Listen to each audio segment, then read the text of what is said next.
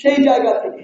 আমি আপনাদেরকে অনুরোধ করব, আমরা বারবার এটি বলি, এটি সকল ফ্যাসিস্ট আওয়ামী লীগ বাদ দিয়ে সকল রাজনৈতিক দলের, সকল ধর্মের, সকল মতের, সকল পেশার মানুষের আন্দোলন ছিল। কিন্তু এখনই যদি আমরা আমাদের রাজনৈতিক উদ্দেশ্যকে সামনে রেখে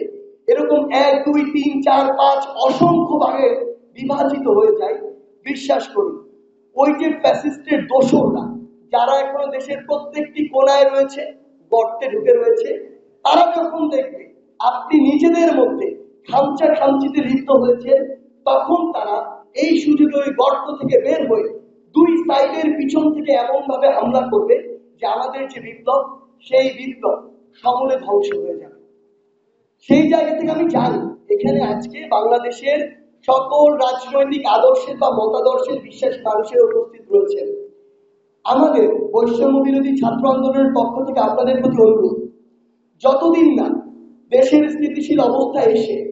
এই যে কাঠামোগুলো সেগুলো সংস্কার হয়ে সুষ্ঠু একটি নির্বাচনের মাধ্যমে নির্বাচিত একটি সরকার বাংলাদেশে আসছে,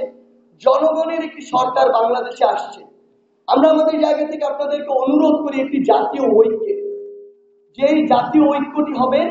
সকল রাজনৈতিক ভেদাভেদ ভুলে গিয়ে ঐক্যবদ্ধ থাকা, যেন যেই ফ্যাসিস্টরা দেশ ছেড়ে পালিয়েছে তাদের দোসররা আবার ঐক্যবদ্ধ হয়ে আমাদের উপরে পাল্টা কোনো ছোবল না দিতে পারে।